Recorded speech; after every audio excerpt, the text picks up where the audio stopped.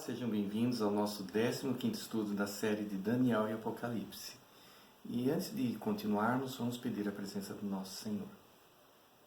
Pai querido, Pai bondoso, estamos mais uma vez aqui para aprendermos um pouco mais de Ti, um pouco mais do Teu cuidado por nós e aprender sobre o Teu povo. E que nós tenhamos esse ensinamento gravado no nosso coração, que o Teu Santo Espírito faça essa obra, aclarando a nossa mente. Em nome de Jesus, amém. Hoje vamos ver sobre os 144 mil selados. No último estudo, vimos a abertura dos 7 selos. E o 7º selo é a volta de Jesus. E vimos claramente o que acontece com os ímpios. O desespero deles, o clamor que eles fazem para que as rochas caiam sobre eles, para que eles se escondem nas cavernas, porque eles não suportam ver a face do Senhor. Eles são consumidos pela manifestação de Cristo em glória. Só que o capítulo 6, que trata dos 7 selos, ele termina com uma pergunta. Lê para a gente, João. Porque chegou o grande dia da ira deles, e quem é que pode suster-se? Quem poderá subsistir? Os ímpios estão desesperados, mas vão ter aqueles que vão poder subsistir nesse momento. Quem é? Vamos passar então o estudo do capítulo 7 de Apocalipse. Lá os versos 1 e 3, João. Depois disto, vi 4 anjos em pé nos 4 cantos da terra, conservando seguros os 4 ventos da terra, para que nenhum vento soprasse sobre a terra, nem sobre o mar, nem sobre árvore alguma. Vi outro anjo que subia do nascente do sol, tendo o selo do Deus vivo, e clamou em grande voz aos 4 anjos, aqueles aos quais fora dado fazer dano à terra e ao mar, dizendo: não danifiqueis nem a terra, nem o mar, nem as árvores, até selarmos na fronte os servos do nosso Deus. Aqui nós vemos um anjo que clama a 4 outros que estão segurando os ventos da terra, dos 4 cantos da terra, para que não danifiquem nada, para que não soltem esses ventos, até que os salvos, os servos de Deus, sejam selados. Nos 4 cantos da terra, mas a terra não é quadrada, ela não é plana, isso quer dizer os 4 pontos cardeais, norte, sul, leste e oeste. Mas o que significa vento? O que significa vento em profecia? Vamos ver lá em Jeremias 4, de 11 a 13. Naquele tempo se dirá a este povo e a Jerusalém: vento abrasador dos altos, desnudos do ermo, assopra diretamente a filha do meu povo, não para padejar, nem para alimpar. Vento mais forte do que este virá ainda de minha parte, e, então, também eu pronunciarei a sentença contra eles. Eis aí que sobe o destruidor como nuvens. Os seus carros como tempestade, os seus cavalos são mais ligeiros do que as águias. Ai de nós, estamos arruinados. Nós vemos aqui uma descrição de guerras, representada por ventos, tempestade até. Ou seja, em profecia, quando se fala em vento e tempestade, são guerras, destruição, aniquilamento, confrontação. Um confronto entre várias forças. Mas esses ventos, essas guerras, são segurados até que sejam selados os justos, aqueles que servem a Deus. E nós vemos o quê? Que está segurando o conflito final. Porque nós já tivemos 2 guerras mundiais. Na primeira morreram aproximadamente 15 milhões de pessoas. Na segunda, 83 milhões. Por baixo a conta. Numa guerra, uma terceira guerra mundial, não seria só isso que ia morrer, ia ser bilhões, ia ser todo mundo.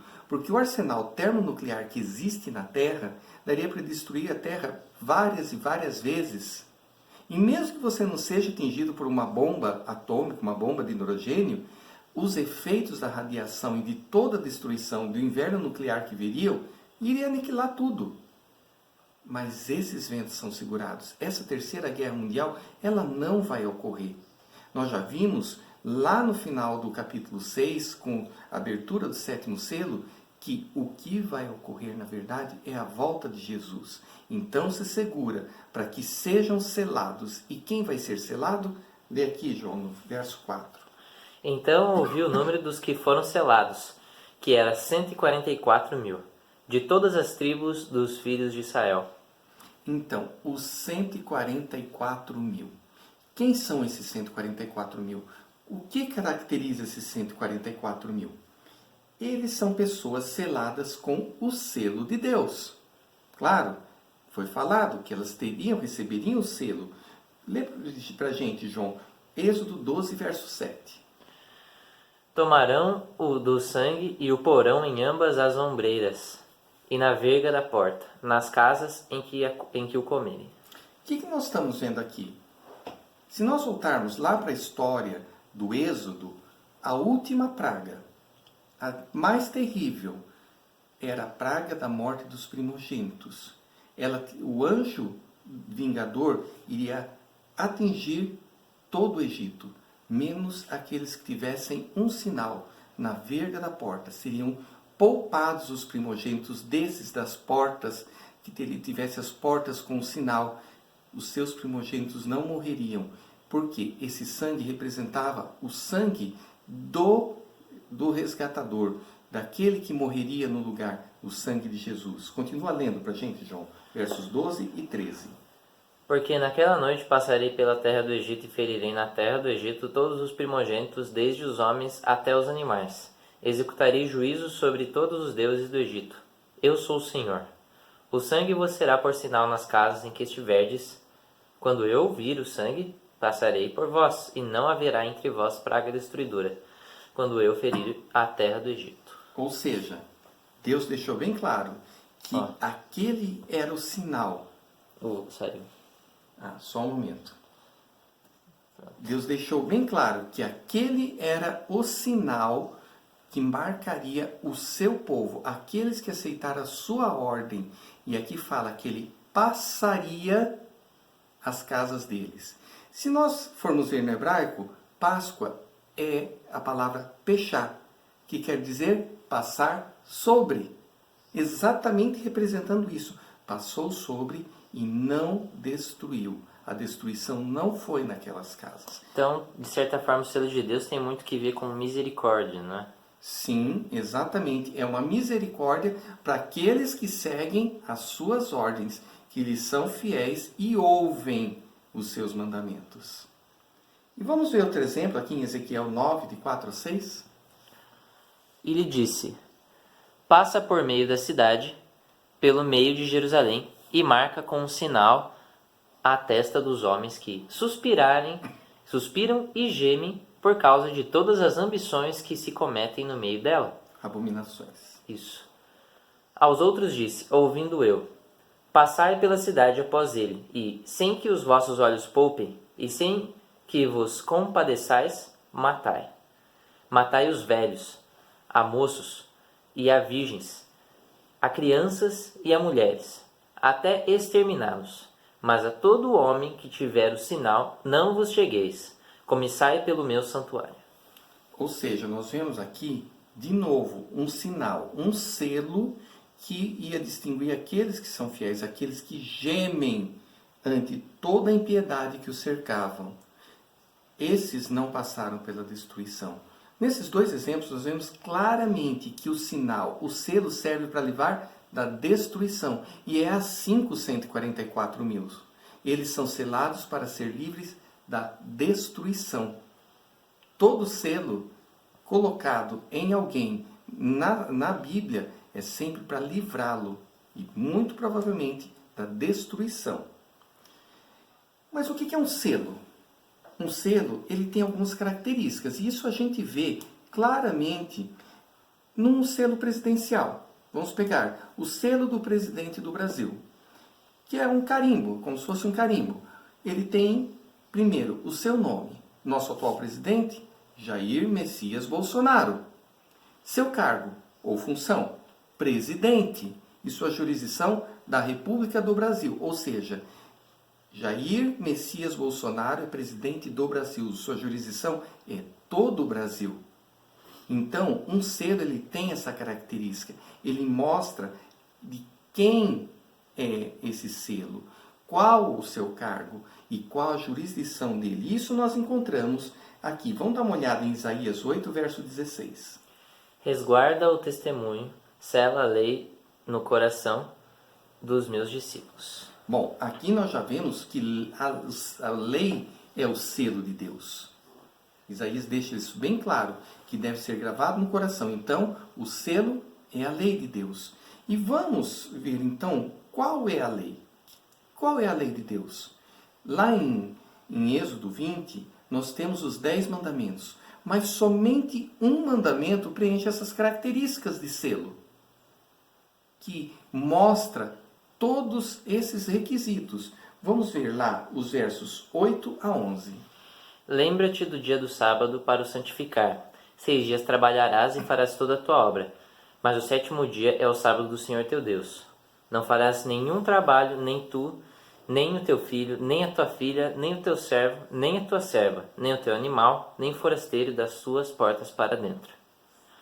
Porque em 6 dias fez o Senhor os céus e a terra, o mar e tudo que neles há, e ao 7º dia descansou. Por isso o Senhor abençoou o dia de sábado e o santificou. Então, o nome de quem que é? É o nome de Deus. O nome no selo é o nome de Deus, é o Senhor. E qual o seu cargo ou função? Ele é Deus. E qual sua jurisdição? Nós vemos aqui, ele criou os céus, a terra e tudo. Então, toda a criação é a sua jurisdição. Então, esse é o selo de Deus. É o único mandamento, é o único item da lei de Deus que preenche os requisitos de um selo. Então, esse é o selo de Deus. O 4º mandamento. Guardar o 7º dia, o sábado. E você poderia falar, mas vem cá, a gente tem que guardar um dia.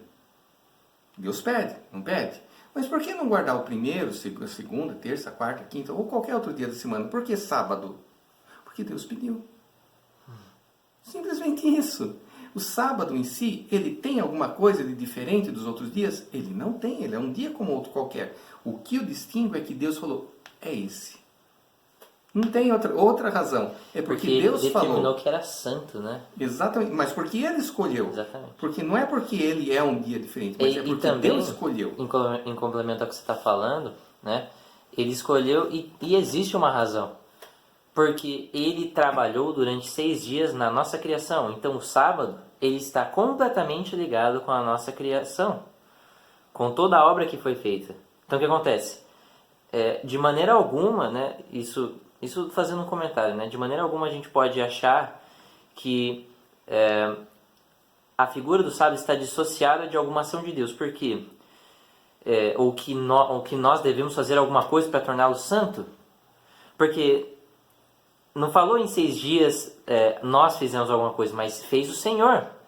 E ao 7º dia ele descansou. Então o que acontece? Nós não tínhamos feito nada. Nós apenas tínhamos sido criados. Então, de Cristo nos convidou ao seu descanso e nos convidou a participar, ou seja, a própria ação de Deus, assim como o mando dele, a ação de Deus tem tanta autoridade quanto a própria ordem que ele dá. Exato. A autoridade, né? Exato. E nós temos que pensar em duas coisas também. Que ele descansou. Deus se cansa? Deus não se cansa. Mas ele descansou para dar o exemplo. E mais, você poderia falar, não, Êxodo 20 está lá no período do povo judeu. Então seria para o povo judeu? Quando Deus criou o mundo, havia algum judeu nesse mundo? Não. Quando ele terminou a criação, quem havia? Adão e Eva, os nossos primeiros pais. Eles não eram de nenhuma nacionalidade, nenhuma etnia. Eles eram simplesmente o primeiro homem e a primeira mulher, ou seja, é para toda a humanidade. Pois é, então é aquele negócio, tire o sábado e você tira também o sentido da criação do homem. Por quê? Porque uma das primeiras coisas que Cristo faz é nos convidar ao seu descanso. Então, quer dizer, o o estar no descanso de Deus está completamente ligado não só com a criação, mas com todo o significado dessa criação, que é porque o que acontecia no sábado? O Senhor vinha e se encontrava com Adão e Eva. Então era uma semana de trabalho para um fim. O fim último era o descanso, que era o encontro com Deus, o relacionamento de Deus com o homem. Tire isso, você tira completamente o significado da existência dele. Exatamente. E Ezequiel 20, verso 20, deixa bem claro que o sábado ele tem esse significado. Lê pra gente, João. Santificai os meus sábados, pois servirão de sinal entre mim e vós, para que saibais que eu sou o Senhor, vosso Deus. Exatamente isso. Eles são os sinais. Porque ele mostra que o Senhor é o nosso Deus, que nós respeitamos, aceitamos e nos submetemos à autoridade divina. E Tiago 10, verso 12, ele tem uma outra questão que eu gostaria de falar com vocês. Lê pra gente, João. Versos 10 a 12. Isso, 10 a 12. Pois qualquer que guarda toda a lei, mas tropeça em um só ponto, se torna culpado de todos. Porquanto, aquele que disse, não adulterarás, também ordenou, não matarás. Ora, se não adulteras, porém matas, vem a ser transgressor da lei. Falai de tal maneira, e de tal maneira procedei, como aqueles que hão de ser julgados pela lei da liberdade. O que nós vemos aqui? Você pode falar, eu não mato, eu não adultero, eu não roubo, eu guardo 9 dos mandamentos. Mas eu nunca guardei o sábado. O que Tiago está deixando bem claro aqui? Quando você tem o conhecimento de que deve guardar o sábado e não guarda, você está transgredindo, não é só o sábado, mas todos. Qualquer dos mandamentos, aliás, se você fiz guardar 9 e um você deixa, sinto muito, você transgrediu tudo. Não é só um, mas tudo, porque você tirou toda a autoridade de Deus, do legislador que criou toda a lei. Afinal de contas, a lei só reflete o que é o caráter de Deus. Um caráter não é completo se não tiver todas as peças. Exatamente. E João 14, verso 15, deixa bem claro que Jesus falou por que nós devemos guardar a lei. É porque já fomos, para a gente obter a salvação, ou porque já fomos salvos, ou porque amamos a Deus. Ele fala bem claramente, se me amais, guardareis os meus mandamentos. Jesus deixou bem claro, se nós amamos a Deus, a gente guarda as ordens dele, o que ele nos deu, as suas leis. É por amor que devemos guardar. Bom, outra característica dos 144 mil selados. Passarão por grande tribulação. Lê para mim, João, Apocalipse 7, de 13 a 14. Um dos anciãos tomou a palavra dizendo, estes que se vestem de vestiduras brancas, quem são e de onde vieram? Respondi-lhe, meu senhor, tu o sabes. Ele então me disse, são estes os que vêm da grande tribulação, lavaram suas vestiduras e as alvejaram no sangue do Cordeiro. Ou seja, esses 144 mil, eles vão passar por uma grande tribulação, um grande momento de angústia. E nós vemos isso também aqui em Daniel 12, verso 1. Nesse tempo se levantará Miguel, o grande príncipe, o defensor dos filhos do teu povo. Um momento, Miguel. Para que não haja dúvida, o que diz quem é Miguel aqui? O grande príncipe. E não esqueçamos que Miguel quer dizer quem é semelhante a Deus? Quem pode ser semelhante a Deus? Algum ser criado? Algum anjo? Não, somente Deus é semelhante a Deus. Ou seja, quando nós vemos Miguel aqui, é Jesus, o príncipe. Pode continuar, João. E haverá tempo de angústia, qual nunca houve, desde que houve nação até aquele tempo. Mas, naquele tempo, será salvo o teu povo, todo aquele que for achado inscrito no livro. Terrível, uma tribulação como nunca houve antes, uma angústia. E nós vamos entender que angústia que é essa, lendo aqui em Jeremias 30, versos 5 e 7. Assim diz o Senhor, ouvimos uma voz de tremor e de temor e não de paz. Perguntai, pois, e vede se, acaso, um homem tem dores de parto? Porque vejo, pois, a cada homem com as mãos na cintura, como a que está dando a luz? E por que se tornaram pálidos todos os rostos? Ah, que grande é aquele dia, e não há outro semelhante. É tempo de angústia para Jacó. Ele, porém, será livre dela. Angústia de Jacó. Vamos voltar de novo lá para Êxodo. Que angústia foi essa? Jacó, se nós rememorarmos a história dele, ele enganou seu pai para obter uma bênção em detrimento do seu irmão. Lógico, nós vemos pelas escrituras que Deus queria que a bênção fosse para ele, mas seu pai queria dar para o seu outro irmão, Esaú. Mas ele, por engano, em conluio com a sua mãe, obteve. E ele teve que fugir. Passou mais de 20 anos longe, nunca mais viu sua mãe. E quando retornou com toda sua família, agora fugiu sem nada, agora um homem rico, com vários filhos, tinha 2 esposas, 2 concubinas, uma infinidade de gado de todo tipo, de vaca, de camelo, de jumentos, de carneiros, de bodes, de ovelhas, vários servos. Mas aquilo tudo escondia uma angústia que estava no seu coração. Pois ele soube que seu irmão vinha ao seu encontro com 400 homens, provavelmente para matá-lo. E muito mais do que a angústia do irmão, do encontro com o irmão, era a angústia do engano que ele tinha feito em relação ao pai. Exatamente, é o que eu ia falar agora. Ele estava com uma angústia exatamente pelo engano. Aquilo não lhe dava paz. Uma certa noite, quando ele estava no ribeiro de Jaboque, ele passou toda sua família, seus pertences, seus servos para o outro lado e ficou sozinho. Numa noite, para orar a Deus, para pedir a Deus, para clamar a Deus, para derramar toda a sua angústia. Essa angústia que consumia o coração dele, da incerteza de ter obtido o perdão. Ele queria estar em paz com Deus. E nessa noite aconteceu algo totalmente diferente. De repente ele sentiu a presença de outra pessoa. Era um lugar sujeito a salteadores, estava extremamente escuro, ele não via nada. E ele lutou a noite inteira com alguém que ele achava que fosse um ladrão, um assassino, até que estava chegando o alvorecer e o seu oponente, né? Eu ia falar inimigo, mas é oponente, tocou na sua coxa e ele imediatamente ficou manco. Ele percebeu, não é um ser humano.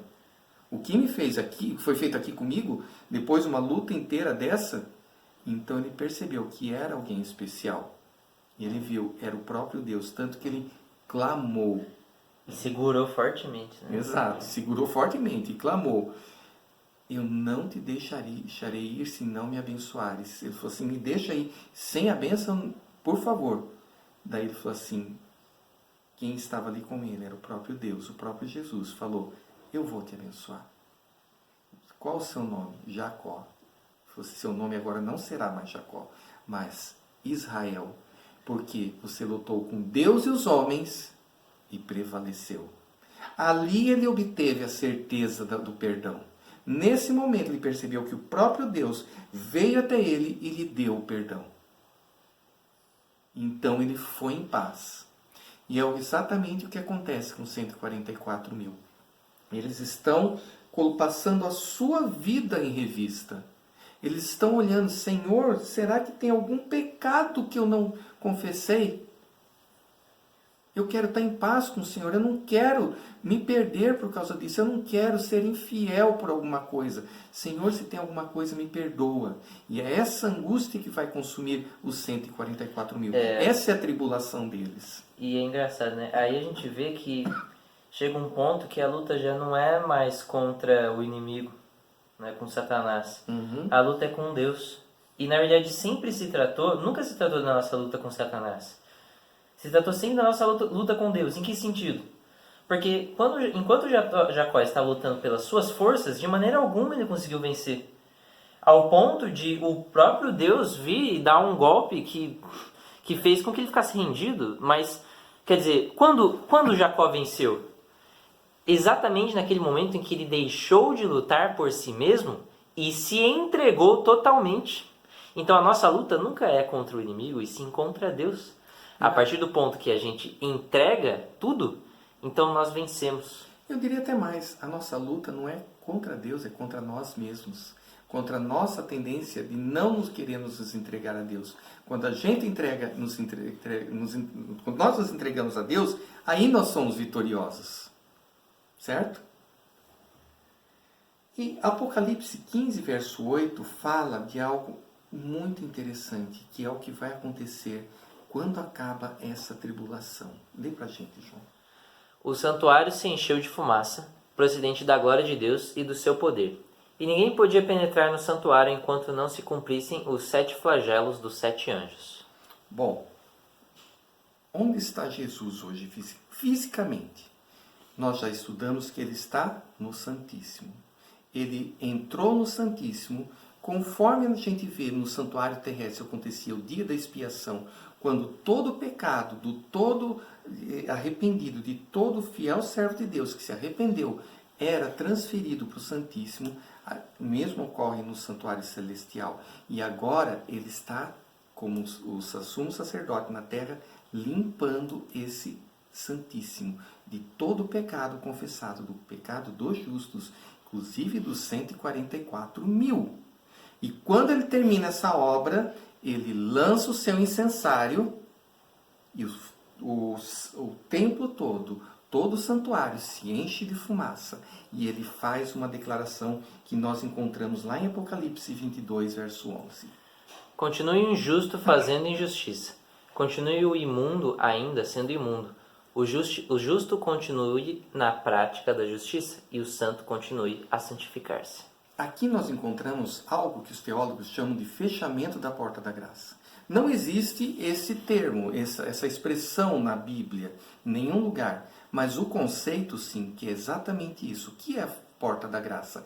É a porta da salvação através de Cristo Jesus e da aceitação do seu sacrifício e da entrega à vida a Ele. Nossa vida para Ele. E quando Ele encerra essa sua obra no Santíssimo, está selado o destino de toda a humanidade. Os justos, entre eles os 144 mil, o selo de Deus. Os ímpios, conforme nós vamos ver mais para frente, o selo da besta, o sinal da besta, que é dado ou na testa ou na mão. Mas está decidido. Então, Jesus vai, encerrada a sua obra, ele faz essa declaração. E acabou, fechou-se a porta da graça, a possibilidade da salvação. Então, assim, só para deixar claro, o conceito de fechamento da porta da graça, ele só acontece por quê? Porque não há ninguém para interceder. Exatamente. Fechou-se a porta do santuário. Nós vimos lá atrás, quando João teve uma visão do trono de Deus, que ele foi abertas as portas e ele entrou e viu o santuário.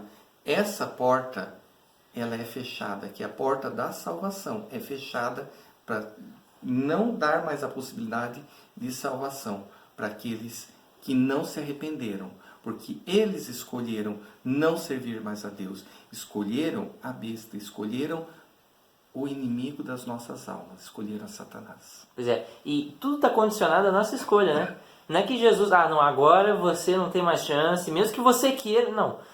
As pessoas que que escolheram não fazer, elas nunca mais vão querer. Elas não vão querer, porque se entregaram totalmente ao inimigo. Porque ocorre outra coisa aí nesse momento. O Espírito Santo é retirado. Ele para de atuar em toda a humanidade. E é retirado também porque eles escolheram não dar... Exatamente. Eles rejeitam, porque o Espírito Santo chega a um ponto em que ele não consegue mais atuar. Ele não tem mais como atuar porque nós rejeitamos. Então ele se retira, não dos 144 mil, mas dos que rejeitaram. Então, sem a intervenção do Espírito Santo, não tem como haver arrependimento, não tem como haver aceitação da graça. Por isso Jesus termina a sua obra. Não há mais o que fazer pelos pecadores. E chegamos à terceira característica dos 144 mil. Lavar as suas vestes no sangue do Cordeiro. Lê para mim, João, lá no verso 14 do capítulo 17. Respondi-lhe, meu senhor, tu o sabes. Ele então me disse, São estes os que vêm da grande tribulação, lavaram suas vestiduras e as alvejaram no sangue do Cordeiro. Que são as vestiduras lavadas no sangue do Cordeiro? São as vestiduras das vestes de Jesus, que o próprio Senhor nos dá. Nós temos a parábola lá do casamento, em que o rei manda chamar as pessoas para o casamento. E ele próprio dá as vestiduras, porque ele é o rei, ele é Jesus. Só ele pode dar as vestiduras que nos vão vestir com a sua justiça. Nossa justiça não tem como nos vestir, mas somente a dele. E nós vemos lá em 1 João, verso 7, mais ainda sobre isso. João, lê pra gente. Se, porém, andarmos na luz, como ele está na luz, mantemos comunhão uns com os outros, e o sangue de Jesus, seu Filho, nos purifica de todo pecado. Exatamente o que eu falei. É ele que nos purifica. É o sangue derramado lá na cruz. Porque ele é o Cordeiro perfeito. Ele é o Cordeiro pascal. Aquele que morreu. Todo aquele simbolismo que nós vemos desde lá do Éden, quando foi falado para Adão e para Eva, que ele viria e ele esmagaria a cabeça da serpente. Quando nós vemos lá o sangue na verga da porta, na última praga, quando nós vemos todos esses sinais na Bíblia, nós encontramos a sua consumação na cruz, quando Jesus purifica a todo pecador que o aceitar. Mas fica uma pergunta, então, agora. Vimos as características dos 144 mil. Esse número é literal ou simbólico? Será que vão ser só 144 mil dos últimos que estiverem vivos na terra que vão ser salvos? Ou esse número é um número simbólico? Vamos ver o que é o 12 na Bíblia. Lê pra gente, João. O número 144 mil tem significado simbólico, composto como é de 12 vezes 1000. Antes de continuarmos, a gente tem que ter uma noção seguinte. O número 12, ele representa na Bíblia totalidade, completude. Ou seja, ele é um número que representa que está cheio, que ele está completo. E nós vemos essa manifestação aqui, desde esse primeiro item aqui. Não esquecendo 12. que é completo em relação ao povo de Deus. Exatamente. Porque nós estamos falando de 144 mil e todos os itens que vamos ver aqui têm a ver com os salvos. Então nós vemos 12 vezes 1000. Vai lá, João, continua. 12 é o número das tribos de Israel e dos apóstolos do Cordeiro. A Santa Cidade tem dimensões de 12. 12.000 estádios de largura e 144 côvados de altura. Seus muros têm 12 portas e 12 fundamentos. Ou seja, a gente vê que tudo que se refere aos salvos, a Santa Cidade, tudo envolve o número 12, porque é completo. E Apocalipse 7, versos 5 e 8, fala de algo que aconteceu com João. Ele ouviu falando dos 144 mil. E aqui nós vemos uma descrição dos 144 mil. Da tribo de Judá foram selados 12.000. Da tribo de Ruben, 12.000. Da tribo de Gade, 12.000. Da tribo de Aser, 12.000. Da tribo de Naphtali, 12.000. Da tribo de Manassés, 12.000. Da tribo de Simeão, 12.000. Da tribo de Levi, 12.000. Da tribo de Issacar, 12.000. Da tribo de Zebulon, 12.000. Da tribo de José, 12.000. Da tribo de Benjamim foram selados, que surpresa, 12.000. Exatamente. Isso foi o que ele ouviu. Mas o que será? Ele se virou e viu. Vamos ver aqui no verso 9 primeiro, lá de Apocalipse 7. Depois dessas coisas vi, e eis grande multidão que ninguém podia enumerar, e todas as nações, tribos, povos e línguas em pé diante do trono e diante do Cordeiro, vestidos de vestiduras brancas com palmas nas mãos. Então, ele ouviu 144 mil. Descrição dos números, 12 mil para cada tribo de Israel. Mas a hora que ele vira e ele olha, ele vê uma multidão inumerável, como diz aqui, uma grande multidão que ninguém podia contar. de toda tribo, nação, língua e povo. Ou seja, esse número é figurativo. Ele não é literal. Ele é literal no sentido, né, dele, né? No sentido Exato. que é em relação ao povo selado, povo de Deus. Exato. Mas na sua quantificação Ele é das simbólico. pessoas, ele é simbólico. Pode continuar para a gente, João. E clamavam em grande voz, dizendo: Ao nosso Deus que se assenta no trono e ao Cordeiro pertence a salvação. Nós vemos aqui uma declaração de gratidão desse povo. Todos os anjos estavam de pé rodeando o trono. Os anciãos e os 4 seres viventes, e ante o trono se prostraram sobre o seu rosto e adoraram a Deus, dizendo: Amém. O louvor e a glória e a sabedoria e as ações de graças e a honra e o poder e a força sejam ao nosso Deus, pelos séculos dos séculos. Amém. Um dos anciãos tomou a palavra, dizendo: Estes que se vestem de vestiduras brancas, quem são e de onde vieram? Respondi-lhe, meu senhor, tu o sabes. Ele então me disse: São estes os que vêm da grande tribulação, lavaram suas vestiduras e as alvejaram no sangue do Cordeiro. A razão por que se acham diante do trono de Deus e o servem de dia e de noite no seu santuário, e aquele que se assenta no trono estenderá sobre eles o seu tabernáculo. Jamais terão fome, nunca mais terão sede, não cairá sobre eles o sol nem ardor algum. Vamos dar uma paradinha antes de ler o último verso, o verso 17. Uma característica muito importante de 144 mil. Quem são os 144 mil? São todos aqueles salvos que estarão vivos quando da volta de Jesus, e terão alguns que serão ressuscitados, sim, que também estarão nos 144 mil. Nós vamos estudar as 3 mensagens angélicas lá do capítulo 14 de Apocalipse. Todos aqueles que participaram da pregação dessas 3 mensagens são 144 mil. E aqui fala que eles têm um papel especial no verso 15. Eles se acham diante do trono de Deus e servem de dia e de noite no seu santuário. E aquele que se assenta no trono estenderá sobre eles o seu tabernáculo. Ou seja, os 144 mil, nós percebemos aqui que eles têm uma característica especial em relação a todos os outros salvos. Eles vão estar sempre no santuário com Jesus, para todo sempre. Por quê? Porque eles passaram pela grande tribulação, qual nunca houve neste mundo e nem haverá. Eles são escolhidos, então, para um papel especial. Muitas vezes a gente acha que quando chegarmos lá no paraíso, no céu, como dizem alguns, nós vamos passar o resto da vida em eternas férias. Não, a gente vai trabalhar.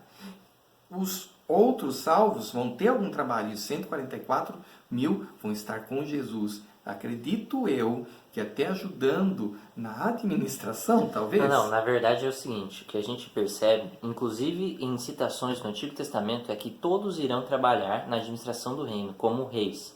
Diz que se assentarão com tronos. A gente vê isso até na manifestação lá do evento dos 24 anciãos, que é um representativo também do povo de Deus. Sim. O que a gente vê aqui é um papel diferente em relação aos 144 mil, que no caso terão o privilégio de estarem com Cristo o tempo inteiro.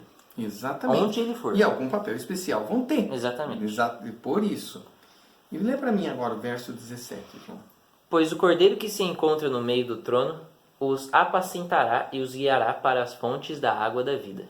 E Deus lhes enxugará dos olhos toda lágrima. Então, eu volto a repetir a pergunta do último verso do capítulo 6. Quem subsistirá nos últimos dias? Quem? Os 144 mil. E nós vimos agora quem são os 144 mil.